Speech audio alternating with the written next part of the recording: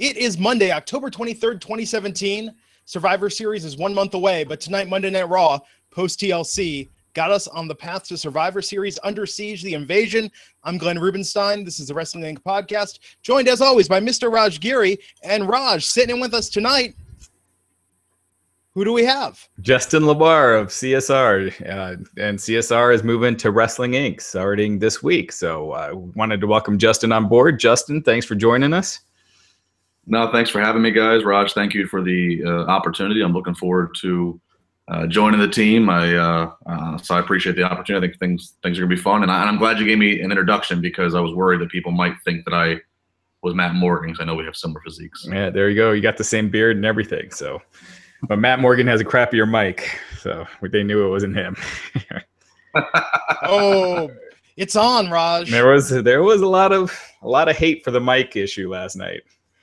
Hey, I respect anyone that bothers to podcast from a hotel when they're traveling. You know, it's tough enough to deal with traveling for work and a day job, let alone having to watch wrestling in your hotel room and then talk about it for an hour. Absolutely. Having all day campaigning and then going to that thing in Miami and then sitting and watching 3 hours or 4 hours of TLC and then going on the podcast. That's pretty noble. So hats off to Matt, but obviously he couldn't make it here tonight. We had mentioned last night he probably wasn't going to be able to. If he gets elected, I would love to be able to pull some independent match of him versus Kane if Kane makes mayor. I think a good battle of offices.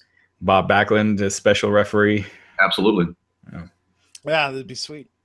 So tonight, Monday Night Raw, man, that ending, I'll tell you, it's always interesting the night after a pay-per-view, but here we are 4 weeks out. And they are just building up Survivor Series like something fierce tonight. Guess the best place to begin is at the very beginning, talking about the opening of the show. So they're in Green Bay tonight. Loud crowd, man.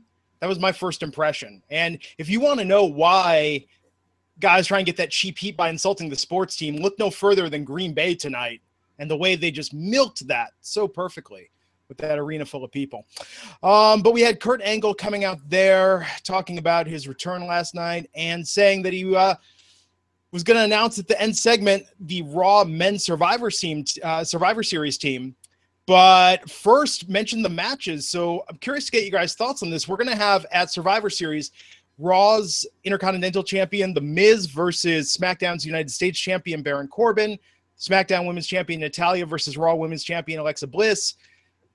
Raw Tag Team Champion Seth Rollins and Dean Ambrose versus SmackDown Tag Team Champions the Usos. And then in addition to that, we're going to have a men's and women's team Survivor Series 5-on-5 traditional elimination match, in addition to Universal Champion Brock Lesnar versus WWE Champion Jinder Mahal. Justin, I'd love to get your thought on this, man. The last year they did not go this all brand versus brand. What do you make of this? I'm always iffy about the manufactured internal competition they try to do. I was never a fan of the bragging rights pay-per-view when they did it, and that was what it was all built around. They've turned Survivor Series into this. I've been very vocal and saying, and the Wrestling Inc. audience that's maybe new to me will hear me say this a lot in the upcoming month. I think Survivor Series has fallen out from being one of the big four. I think it's now a big five. I think Money in the Bank has been working at it, and I think Survivor Series has been bumped to 5. You know, I have a hard time buying the internal manufacturer competition. I know we'll get to obviously the ending of Raw here in a second. It's one thing. It's one thing when you look back in '96 in WCW when heels and faces had to band together because an outside force, a legitimately perceived outside force. Of course, I'm referencing the NWO, and you had to protect your ground. You had to protect the place that was paying for your paycheck. But I just have a hard time in 2017 buying Raw versus SmackDown feuds and really caring, especially when I see heels and faces having to work together for their brand, but then on that brand's individual show, whether it be Monday or Tuesday, those heels and faces all of a sudden are back to feuding with each other. So this is a real hard thing for me to get behind.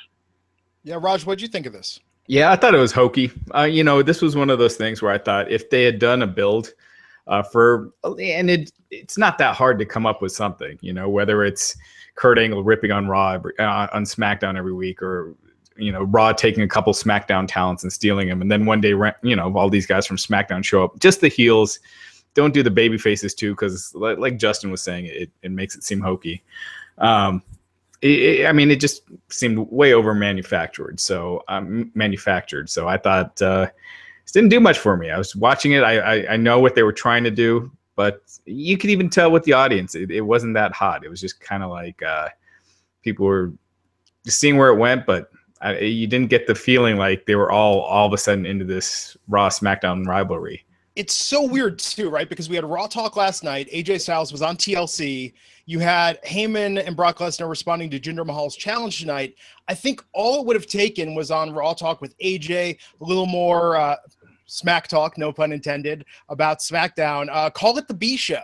Have them talk about that. I think Heyman got there kind of tonight, talking about Jinder and putting him down, saying he doesn't get a response. But you understand what I'm saying, Raj? I see the face you're making, but that would give SmackDown and Shane something really to respond to, is this idea that they're being treated as the lesser of the shows. And I thought Kurt kind of did that tonight when he was mentioning how outside of AJ, they don't really have anyone. Yeah. I just thought with these promos tonight, with Paul Heyman's promo too, it just brought out the stuff I think everyone knows about SmackDown. Like it has been relegated to a distant B show. And I just thought Raw just came out looking like that's where the stars are at. And SmackDown, you just see how far it's kind of fallen. And it was really brought up publicly, I'm a big proponent of pulling from real life, as I think most of us are as fans. I think obviously when you pull from some real life things, whether it's accurate or not, but if it's things that people talk about on message boards, on social media, or they read about on the internet, it goes a long way. And I think that, that was something that was great about the Kevin Owens, Shane McMahon build, was how personal it got. And I think that if they truly want to make everybody buy into this for Survivor Series, playing off what you guys just said about, SmackDown tonight, SmackDown played the heel, right? And I think if they wanted to go the route of, Shane even saying, look, my father always looked at this as the B show, and I'm showing up here and I'm making it number one. Have Vince show up even and maybe even verbally have an encounter with Shane. Daniel Bryan, let Daniel Bryan pop up for what I think is probably real life anger that he's having right now. Daniel Bryan wants to get cleared to wrestle. He's not getting cleared to wrestle. Kurt Angle's getting cleared to wrestle. Let Daniel Bryan stand up and say Raw on Monday night always gets the favoritism. They always get top billing. I think if you pull things like that, all of a sudden you'll feel a sway in momentum, myself included, of interest. Yeah, amazing. Amazing they didn't go that route. And instead, we had the faces and heels with some of the faces leading the charge. Weird to see the New Day and Becky Lynch leading these backstage beatdowns. Yeah, it's weird seeing the babyface men back there watching the Raw women get beat down. It's just kind of for no reason. I don't know. Yeah. For no motivation whatsoever. Right. I don't know. It's I don't know. Kind of uncomfortable. Yeah, it was strange, but a spectacle. But let's talk about the match that kicked off tonight. AJ Styles was indeed with the red brand tonight one more time, teaming with Seth Rollins and Dean Ambrose versus Cesaro, Sheamus, and The Miz. So, Justin, man, what'd you think of this match? It went on for quite some time. I'm not surprised by it. Obviously, we're all aware of the challenges that Raw was having to face tonight and yesterday with people with Roman and Bray specifically, and then ended up being Braun tonight not being available. So obviously, having this match occupy a bulk of the first hour gives people a lot of in-ring action. You obviously can break it into several segments as they did, cut a commercial. So from a business standpoint, if I'm helping book the show, I totally endorse it. I can see the critique here in the ridiculousness that, we're talking about brand supremacy. AJ Styles comes out and lends himself to help kick Raw off, and then 2 hours later is part of the Under Siege prison riot with blue shirts on. So to that regard, I'm just I'm just wondering how far the comedy can go. Personally, if it was me, let's just go ahead and acknowledge what we all know. The entire Blue brand just went through the Raw locker room. Have Raw's number one defense be like, "Ha, you suckers! Now you're all infected. Thanks for stopping our locker room." Yeah, now you got to get tested for the mumps. Exactly. Yeah, I don't know why they couldn't put Matt Hardy in there. I thought AJ. I mean, it was a good match. Obviously it's going to be with those guys, but man. SmackDown, they had the night off originally because they were coming back from Chile, so they didn't schedule a house show tonight. And then they get back and they're like, you guys are all going to Green Bay. That's who lost out. That's who lost out to the Mumps, truly, as a SmackDown crew. They're like, what the hell is this? Yeah. Right, yeah. But no KO or Sammy tonight. No, so KO, it's not. We don't know when he'll be back yet. So Yeah. it's definitely not necessarily tomorrow. There's nothing definite. So, like we said yesterday, hopefully, everything is going, as good as it can be. Yeah. You think they put Sammy on ice for a week if KO's not there? No, I don't think so. I think their roster's so thin that they can't. Yeah, no, maybe, they can, and I think even without Owens being there, you can have Sammy easily explain that away storyline wise, saying, my best friend Kevin Owens is going through such crap because of Shane McMahon. He needed some time off, or he needed a week. I think you could literally just explain it away that way.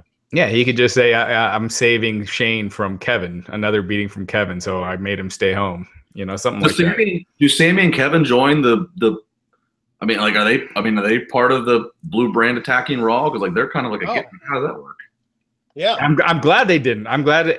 I mean, the things that would have really destroyed this whole thing tonight would have been to have Kevin Owens and Sammy there after all the stuff with Shane, and then 2, have Daniel Bryan there because he has such an authentic baby face, authenticity that I think it would have just killed it having him there cheering, SmackDown guys on, beating up the Raw guys. Then again, if Daniel Bryan attacks Kurt Angle, I can get behind it. Oh, that'd be awesome. I mean, that would build, if you had Daniel Bryan coming out of retirement to face Kurt Angle, that's all you need. Vince has the insurance policy and lawyers online too. Yeah, right. Yeah, seriously, that would be a match. And then could you imagine if Daniel Bryan was just working us all with this? Just that, he's going to come back to the WWE. They're in cahoots. No, that would be to build for a match at Survivor Series. No, I think you save that for Mania. But who knows, man? Hey, if the mumps keeps running rampant, they might Daniel be out could of be the options. healthiest guy in the locker room. Yeah. First it was CM Punk losing. First it was CM Punk walking out that would save Bryan's career for Mania 30. Then the mumps come and get revitalization for his career. Right. Yeah. Stranger things, man. History is full. Fate is a funny thing. Yeah, man. So Kane tonight cutting a promo in the ring, calling out Braun, making it seem. I mean, it seems like that's where they're going with the Kane and Braun feud, maybe for a little bit here as a placeholder. But that led to the match: the Demon King versus the Demon Kane. Surprised they didn't say that at all, huh?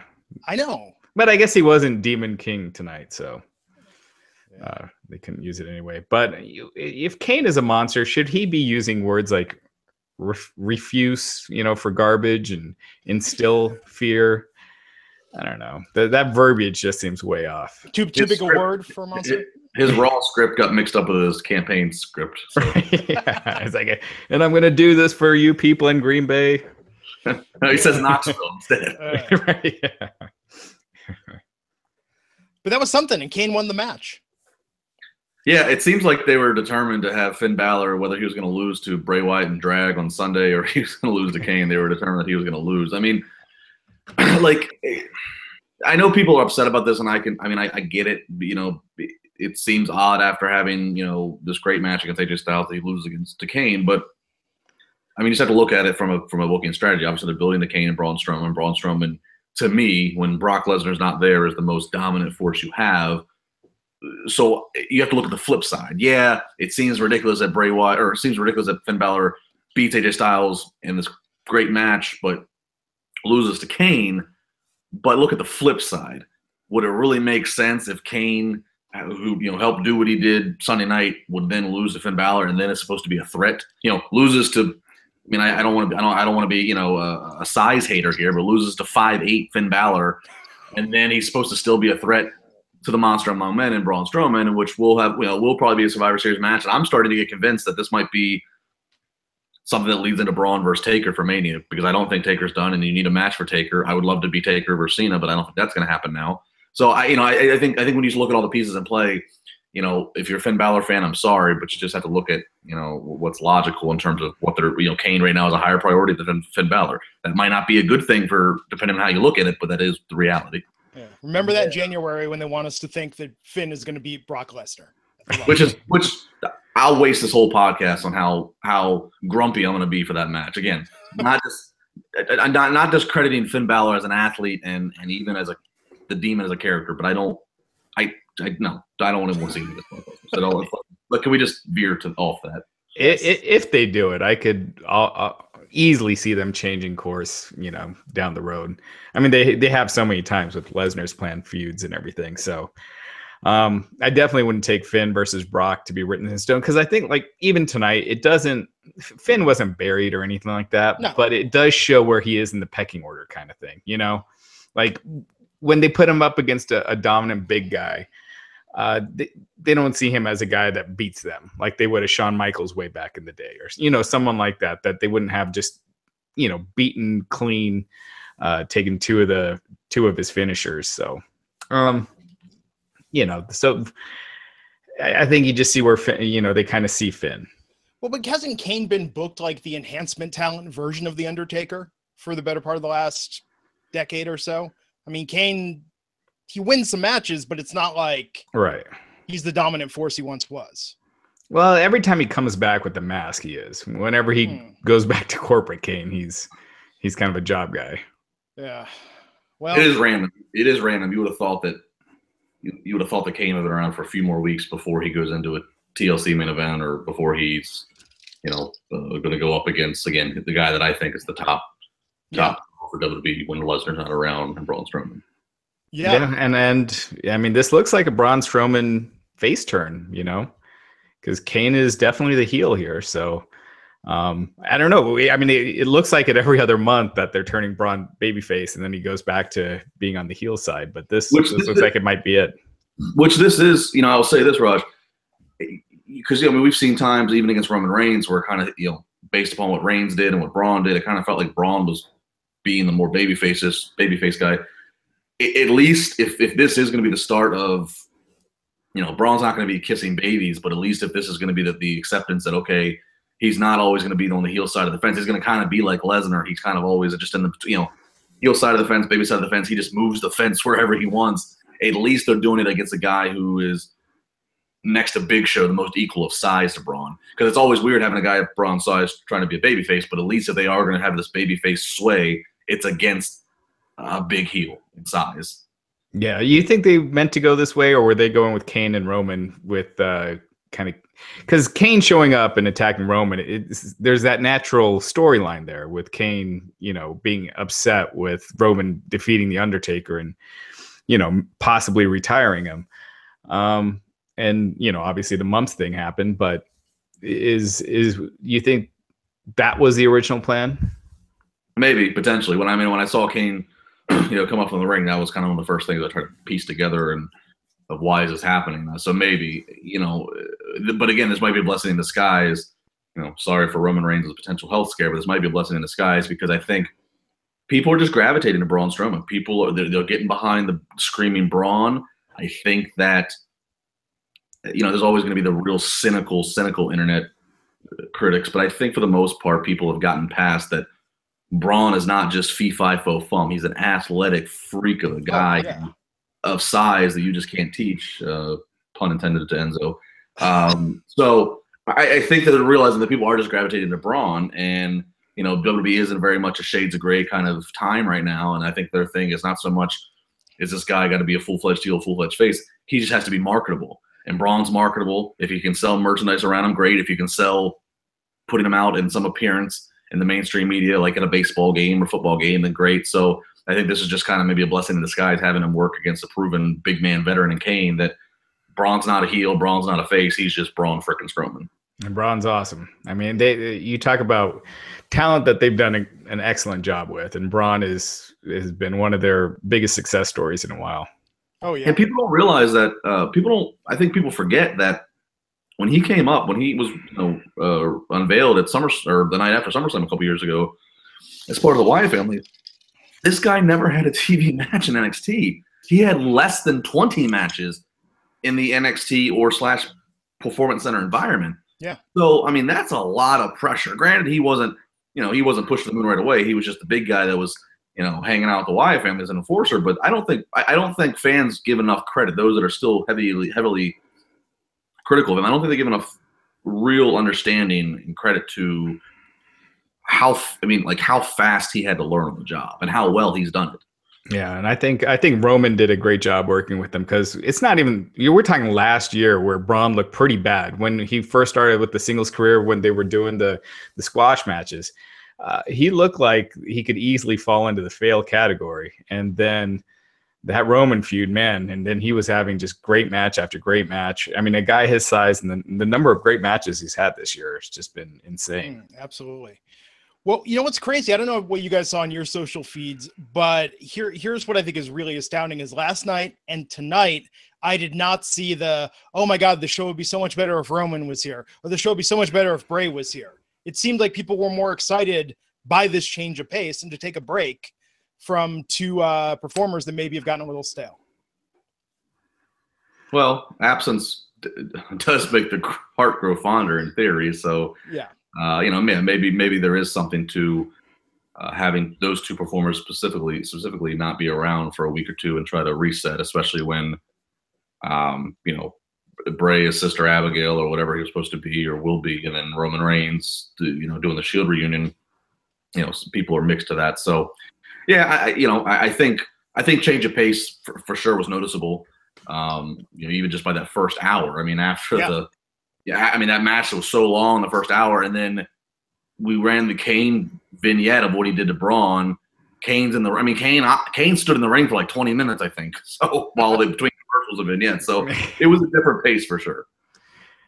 But just admit it, you wanted to see Bray dressed as Sister Abigail. You're curious what they were going to do there. Oh my God, I'm a voyeuristic sick freak. That was part of the reason I went to Minneapolis. I wanted to watch the train wreck. I don't know. I was saying it last night. I mean, I'm obviously so much more excited seeing Finn and AJ, but I still want to see that Sister Abigail and what they were going to do with that. Yeah, remember we all said that about the House of Horrors match. Like they don't even know what it is, guys. This is going to be nuts. And then we saw it and we were like, oh, this was terrible. But it's gotten to that point, that Dungeon of Doom point, where I almost want to see it again. The House of Horrors. So this was a surprise tonight. If last night you thought Emma got too much offense in, Asuka versus Emma, the rematch. Yeah, if you thought they were going to fix what they did last night, they just doubled down on it.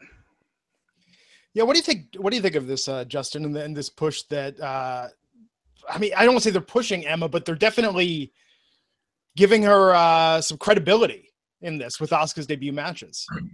Yeah, no, they are. I had the stopwatch out for that first match at TLC because I was very curious to see the over-under would have been. It ended up being just about 10 minutes, almost exactly, which I did think was easily 5 minutes more, so maybe even 7 minutes more than I thought that it would go. But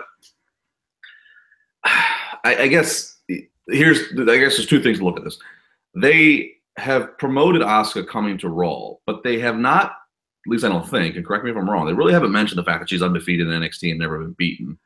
So it's not like they're taking like a Goldberg streak and that she has to, you know, I mean, they're basically saying that, you know, she's a big deal. She has a very unique look. She's very TV friendly for that reason. That she's very good, but they haven't really addressed it that she's been undefeated. So last night on the pre-show they did. Yeah, so Justin was there live, so he didn't hear. Oh the yeah, that's right. But that's they did mention it a lot yesterday. Okay. Well, so that does make the match a little bit more surprising. I guess the mentality probably is, you know, she can still look strong and be respected winning these matches, but letting her opponent get some offense in.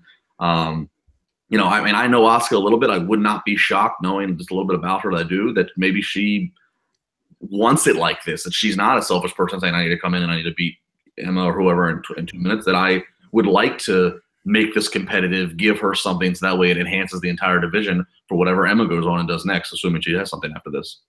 Yeah, but do you think if they had booked Nia versus Emma this week, do you think Emma would have gotten that much offense against Nia? And they had been building up, up until this point. Corey Graves on commentary talking about what a force Asuka is and why would anyone want to face her and why would anyone want to win that match. So they put that in your head that she's this dominant force coming in. And then she has the hardest time beating Emma, who up until 2 weeks ago was, never really would win on Raw. So it just... Well, I guess joke will be on us if they continue to feud for the next few weeks and Emma finally gets a pick.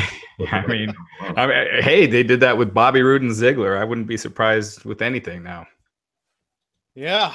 I just think when you got a new person coming in, yeah, you got to give them some steam right off the bat. Otherwise, they just fizzle out. We just see it time and time again. We're seeing it with Bobby Roode right now.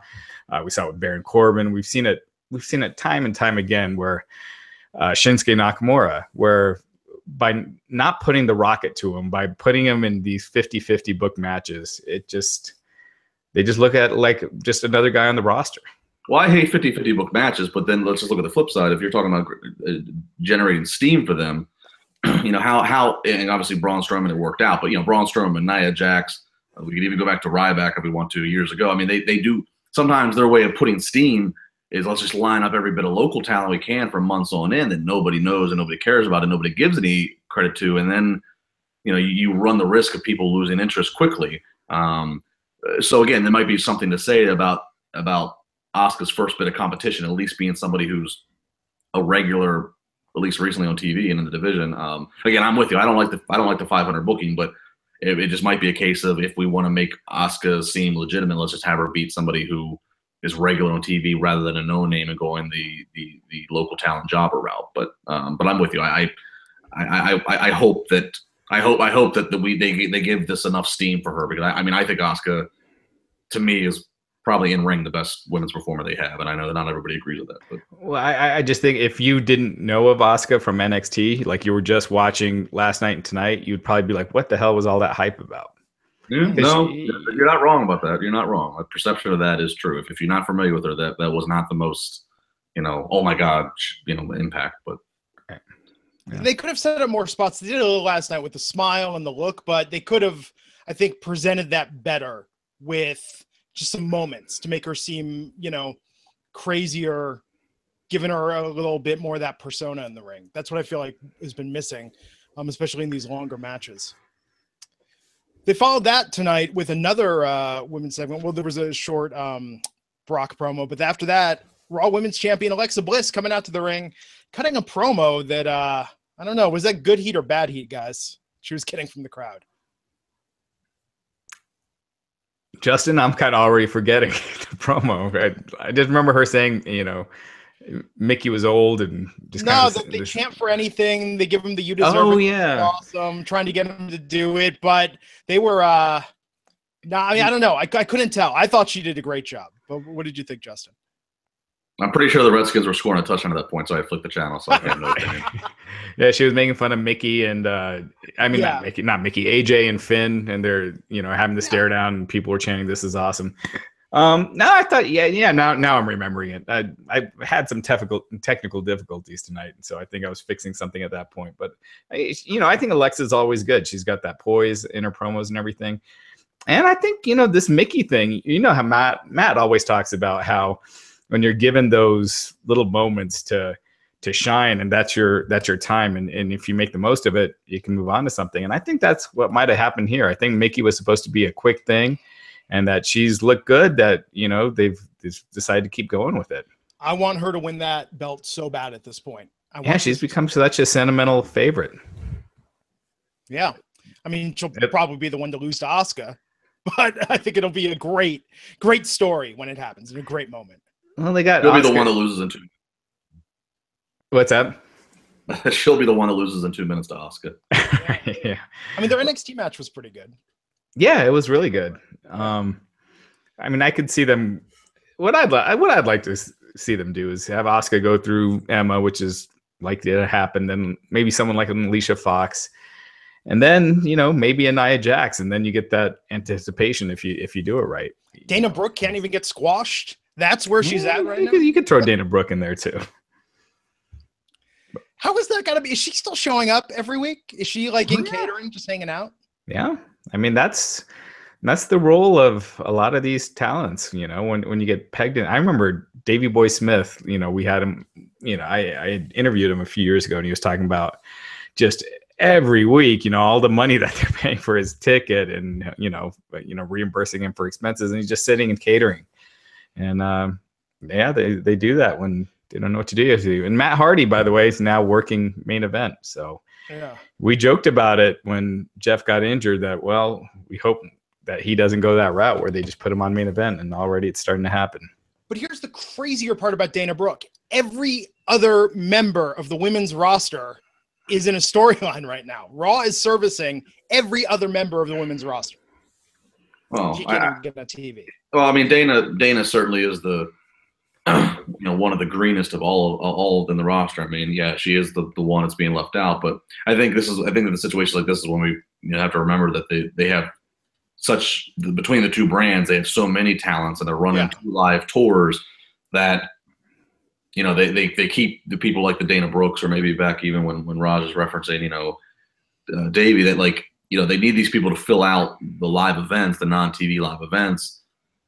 And you might need them, because creative is constantly changing, and because there's so many cooks in the kitchen and script changes. You never know when, we need somebody disposable. Oh, all of a sudden Vince woke up and thinks that Asuka needs to win in a quick match. Where's Dana Brooke? You never know what they're going to call upon. So, I think when you get to things like pay-per-views that are a little bit more, obviously this is a weird pay-per-view. I know Matt went right to, Hardy went right to Green Bay yesterday and Sunday. I think in those situations they know what they're going to need. But I think with live TV, with Raw and SmackDown, things can change so quickly. Or hey, we need another person to get beat down in a locker room by an invasion. Yeah, I think you got to have those bodies around. Actually, somebody tweeted me about that. If Dana Brooke, if they've seen her work a live event, because I went to 2 Raw live events back to back a month ago. She did not wrestle at either of them, so I'm just curious what's going on there. Maybe she's cooking catering. I don't know. Yeah, and Paige needs something when she comes back, but that's true. Hopefully it's something. No disrespect to Dana Brooke, but hopefully it's something better.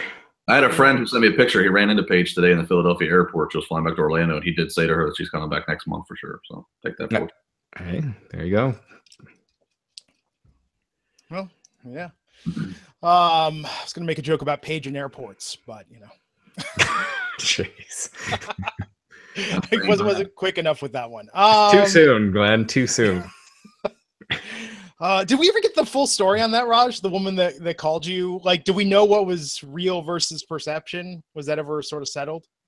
I mean, from the woman's account that was standing there taping them while they're fighting. I love that she called you. She just called the Wrestling Inc. number. It was like, I got to tell somebody about this. Well, I think she was trying to make some money off the tape. Did she offer you money, or did you want? Did she name a price? It was implied, and then next thing I know, TMZ had a portion of it. So I don't know, what, because I'm not gonna pay for that, but I'm a cheapskate, but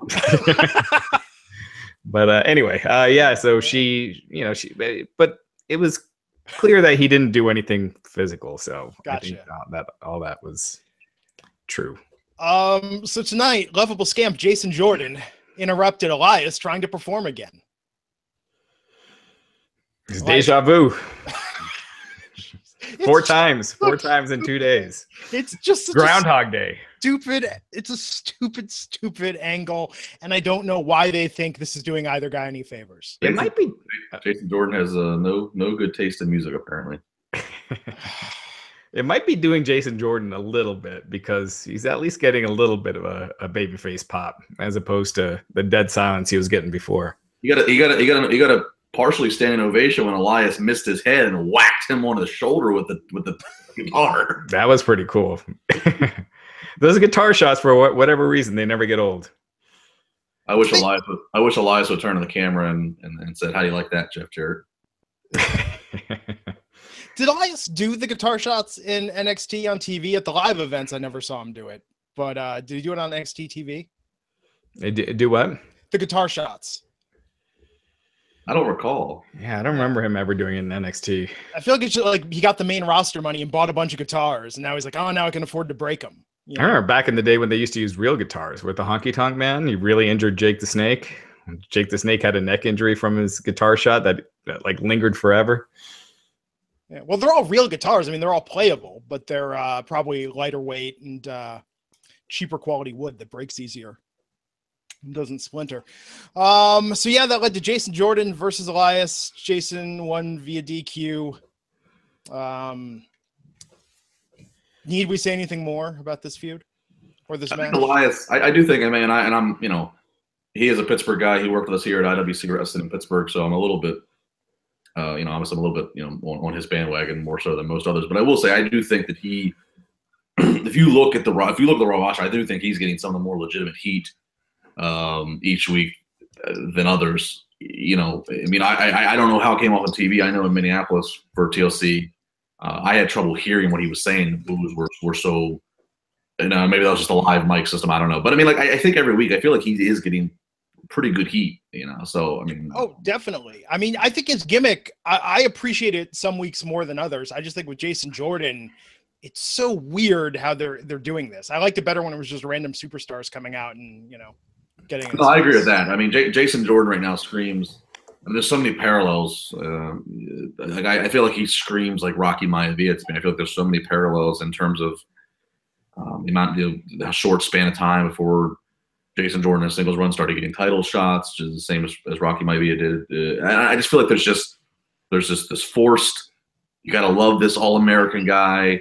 Obviously, people are very, anti him being Kurt's son. Obviously, I use the fake. I mean, I think there is so much eyes and critique on Jason Jordan. I think it only goes one place, which I think he is going to have a WrestleMania match with Kurt Angle, and this might be the greatest gamble because this, I don't know. I feel like this could fall apart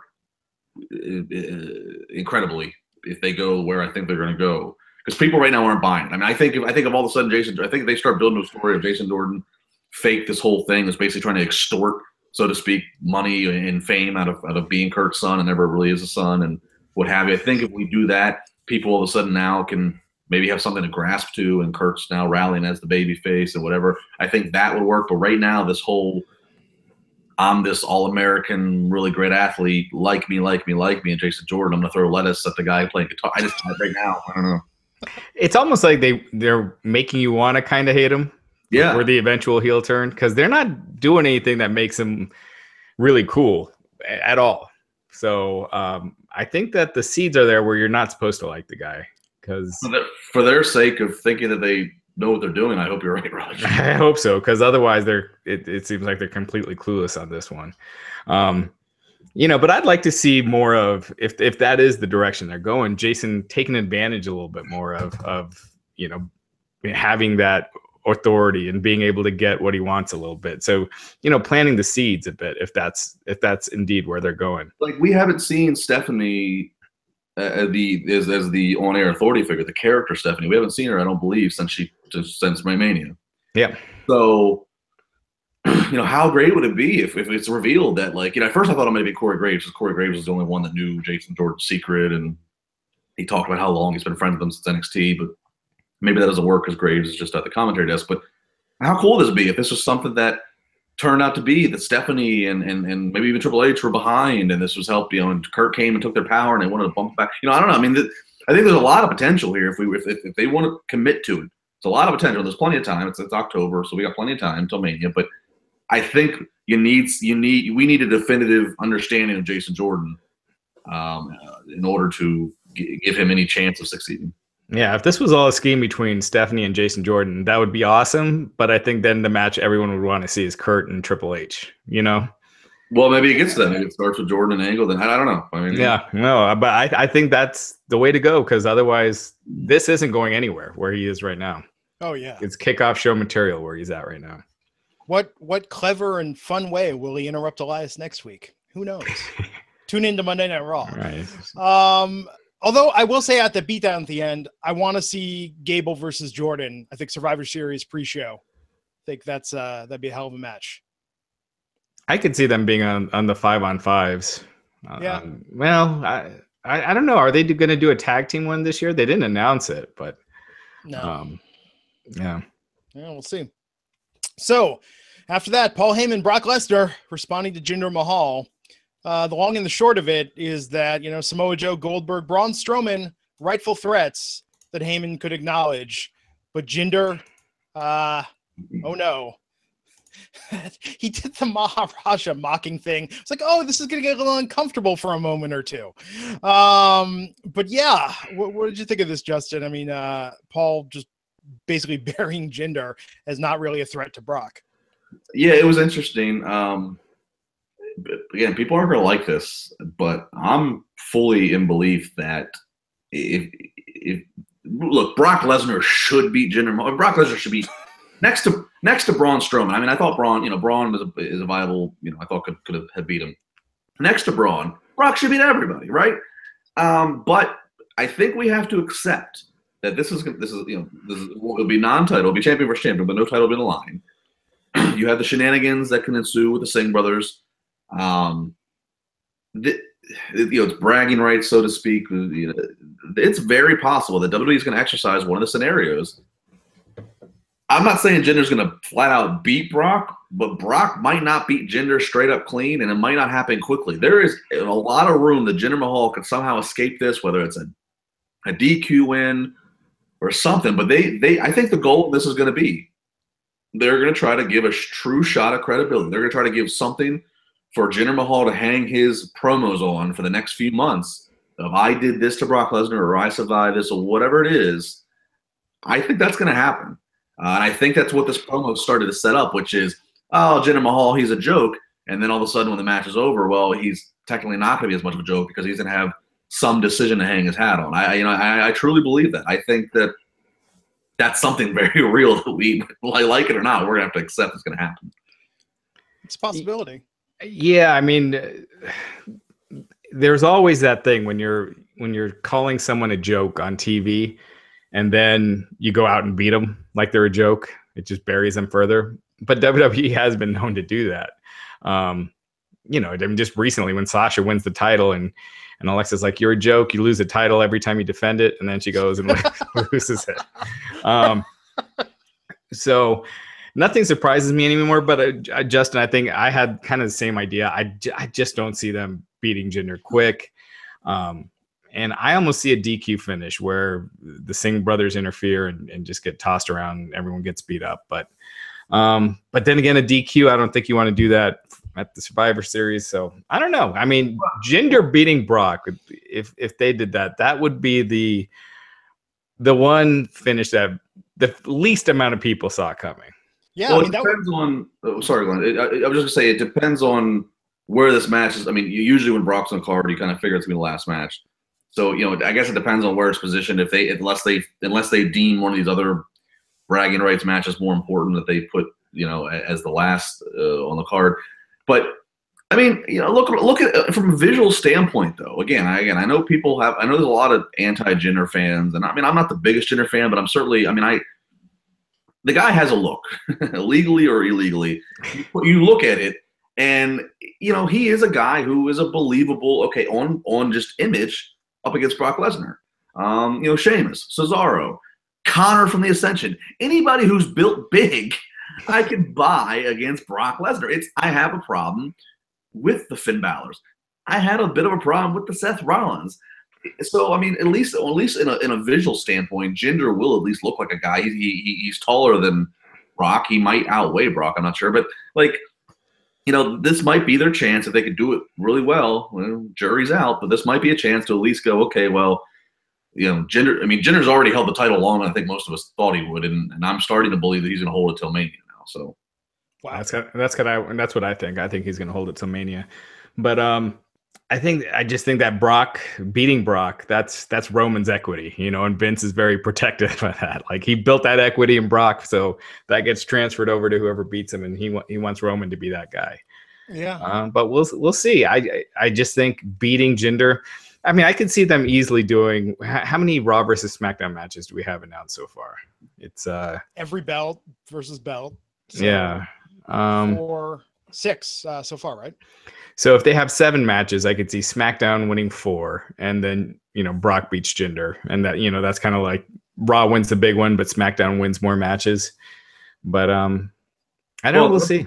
Well, and the other factor to keep in mind, a rumor that was that people can read about on Wrestling Inc. is the fact that if John Cena has a role in this as a special referee, that again changes the whole dynamic of how this thing could end, and how you can justify whoever wins and whoever loses.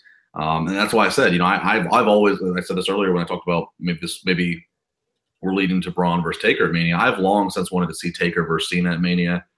I think it's a match, it's money on the table, but the more Jinder Mahal calls out John Cena in a Q&A that he did, then he calls out Brock Lesnar, in which that's turned into a match. Like, I'm starting to think Jinder's holding that title, and obviously John's looking for that magical 17.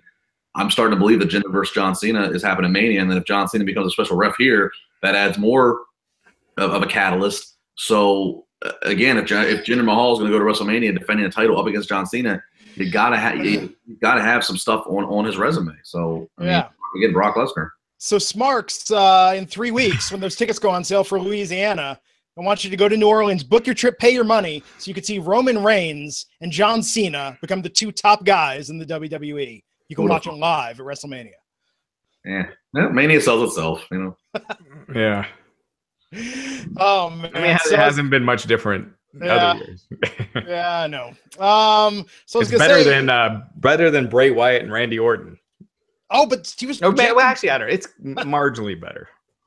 Marginally better. Because that was the SmackDown main event last WrestleMania, right? Yeah, it was Bray and Randy. Put that on the WrestleMania DVD box, the Blu-ray box. Marginally better than Bray versus Randy Orton. So I was gonna say, God, crazy, you know, the thought of Jinder beating Brock Lesnar, but here we have tonight the winner and Raw Women's Team Captain Alicia Fox, who beat Sasha Banks and Bayley in a triple threat. Raj, to you first this time. What do you make of that? Is this the start of an Alicia Fox push? I mean, really, what does being a captain mean? It's just you come out last. You know, like that's really ultimately all it is. But this is just why, you know, people don't care about who wins and loses anymore, and it hurts the product overall. It's because you got someone who hasn't won a match. When was the last time Alicia Fox won a match on Raw? And then she wins it when, you know, there's a Survivor Series stip involved. It's no one cared when she won. More people just groaned, and you know, it's like that's something that you could use to get someone really over, as opposed to just trading wins. So I don't know, but they made Bayley look like a chump again.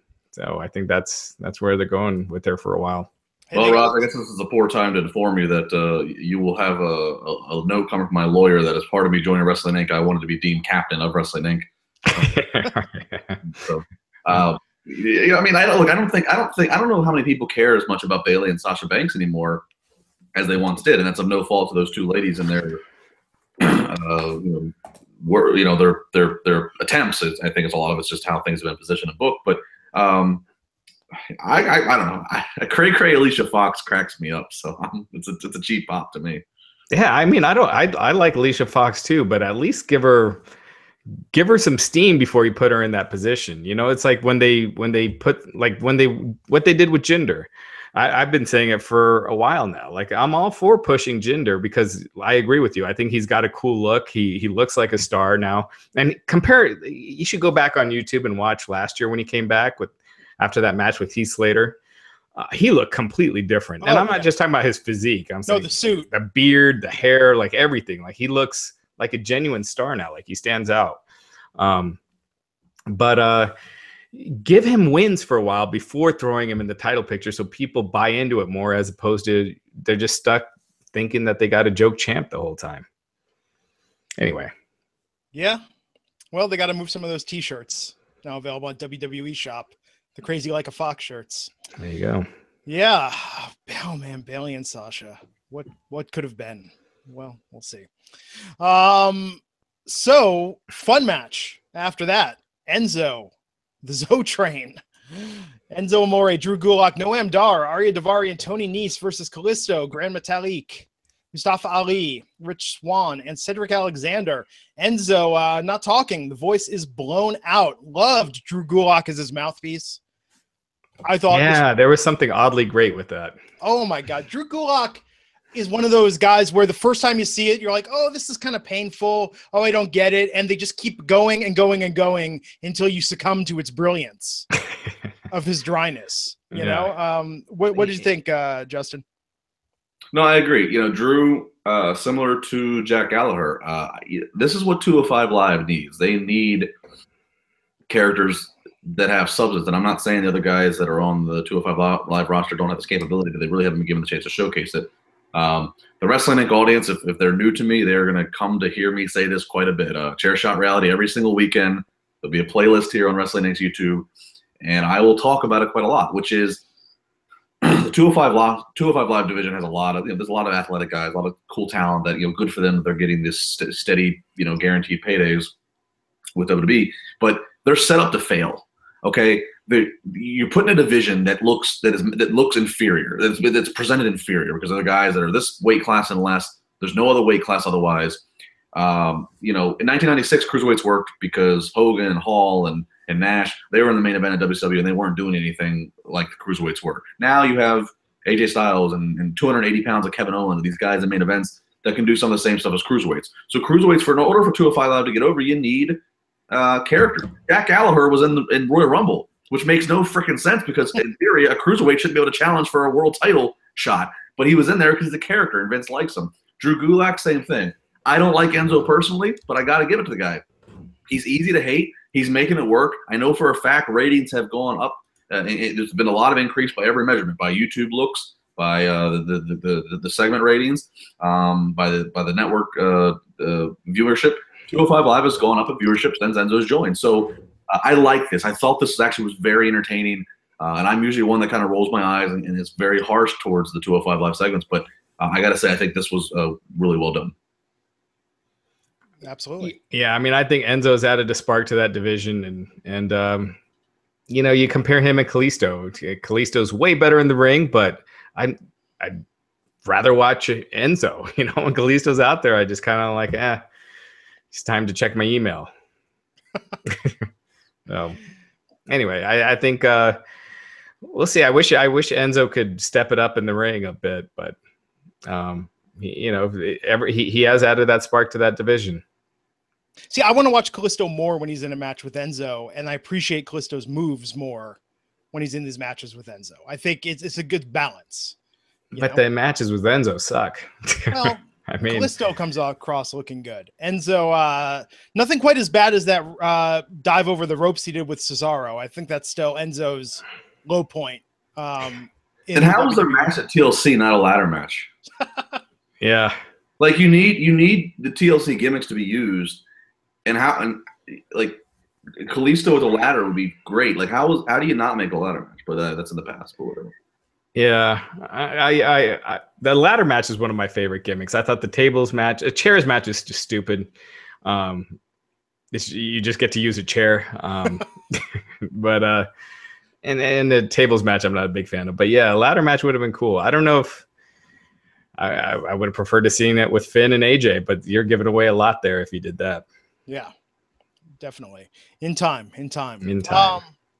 So, final segment tonight. Kurt Angle comes out, talks about he's going to announce the Raw Survivor Series 5-man team. And instead, Shane O'Mac comes down the stairs with the New Day, Becky Lynch, Baron Corbin, Dolph Ziggler, Zack Ryder, Mojo Rawley, Shinsuke Nakamura, Chad Gable, Shelton Benjamin, Natalya, Carmella, Bobby Roode, Tamina Snuka, Ty Dillinger, Rusev, and AJ Styles, perhaps some other blue brand superstars. It's good. I wonder if they said, hey guys, everyone bring your shirt from home. We're only going to have a couple extras. We all need a match going out there. This is very important. Yeah, they come to the ring. They go around the ring. They go backstage. They chase Kurt. They just start beating people down left and right. Faces, heels, it doesn't matter. Talked about it at the top of the show, setting up the confrontation between Shane and Kurt in the ring, saying under siege. That's the theme for Survivor Series. So forced. Somebody call Steven Seagal. Get him as a special ref. It's annoying when you announce the angle before the attack. Like you do the hashtag before the angle is done. Anyway, poor Breezango. Like they weren't out there, right? Breezango and the Ascension. They're like, you guys can stay home.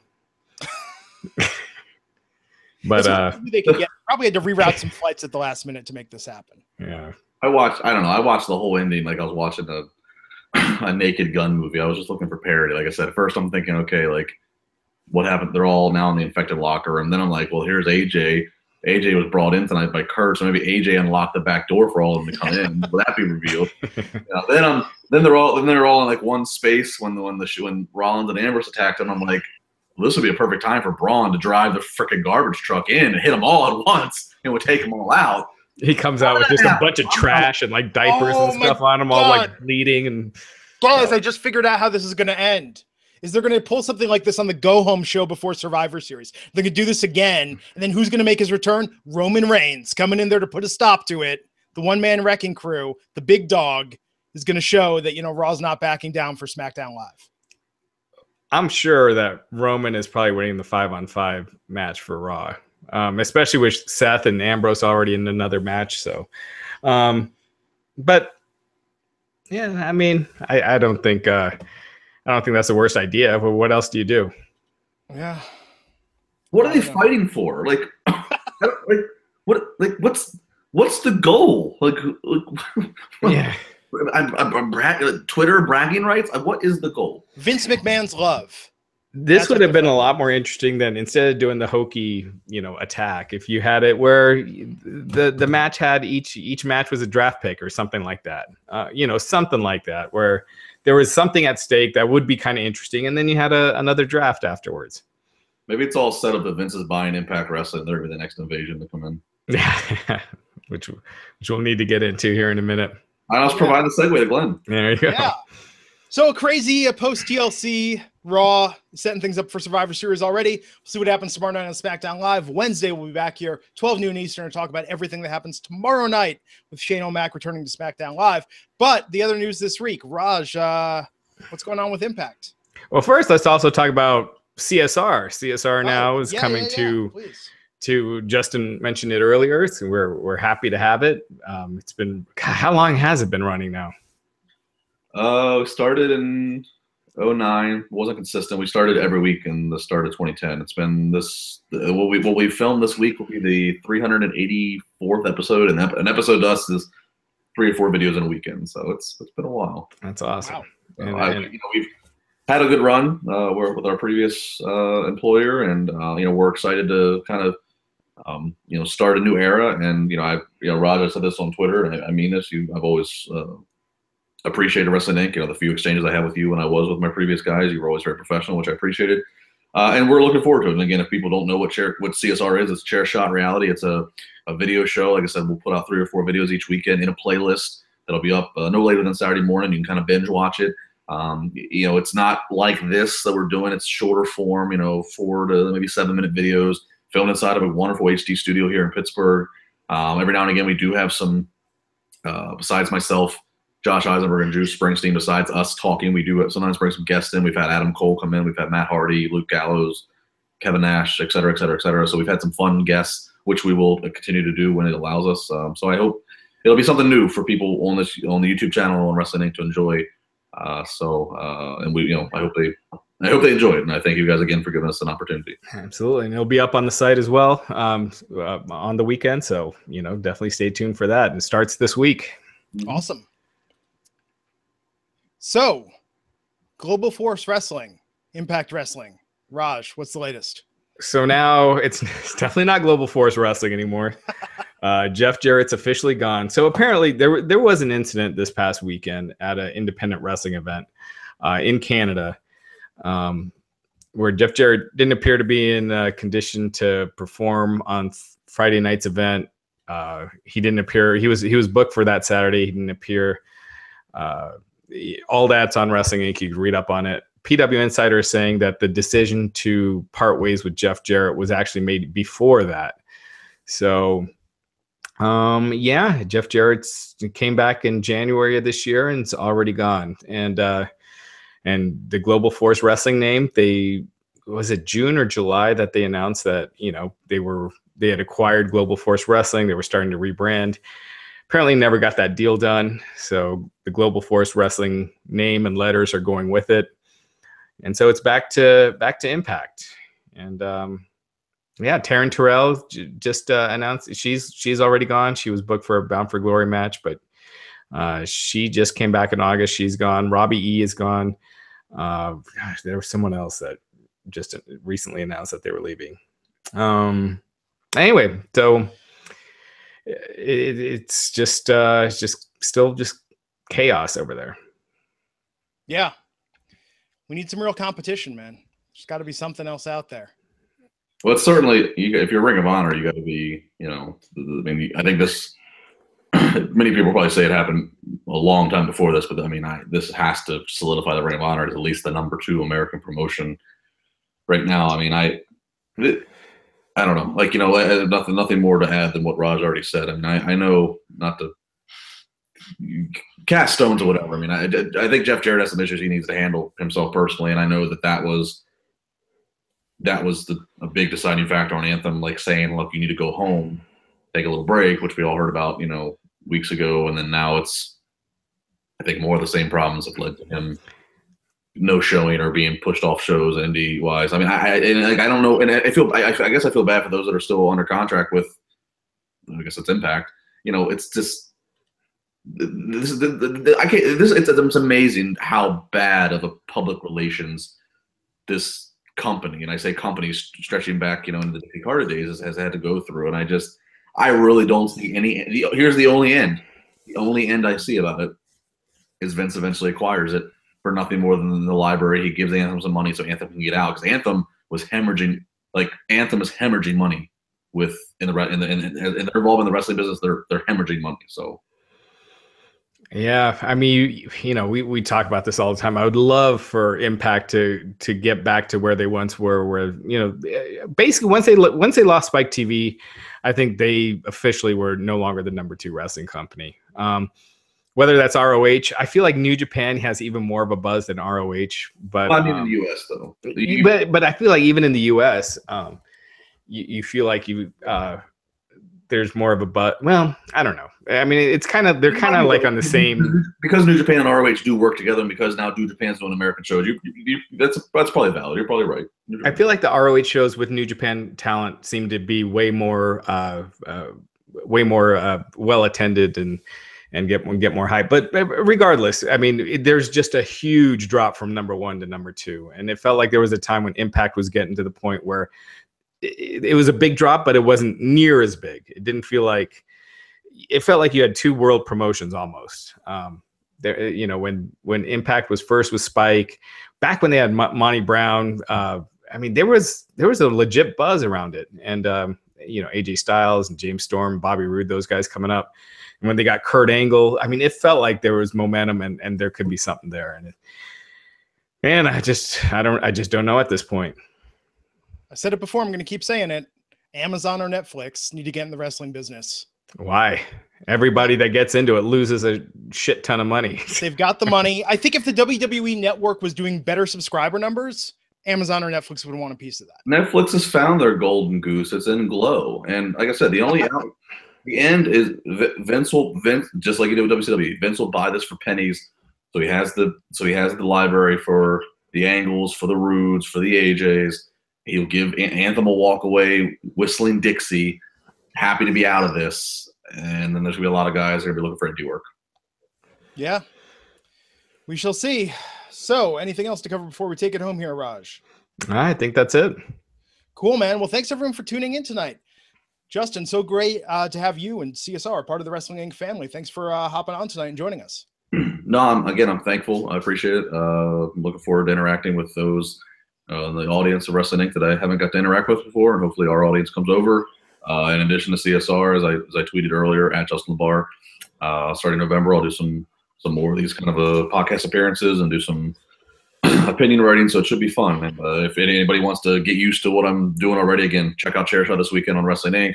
I also have an audio podcast every single Wednesday called Wrestling Reality, which they can find on iTunes or any other audio platform, and they can start to get used to loving or hating me. Probably emphasis on hating. It's all it's good, the man. IWC. There's a lot of hate out there. Absolutely, man. Cool, man. Well, until next time, folks, I'm Glenn Rubenstein, and we'll see you back here on Wednesday, 12 noon Eastern. Talk about SmackDown Live on the Wrestling Inc. podcast. Take care.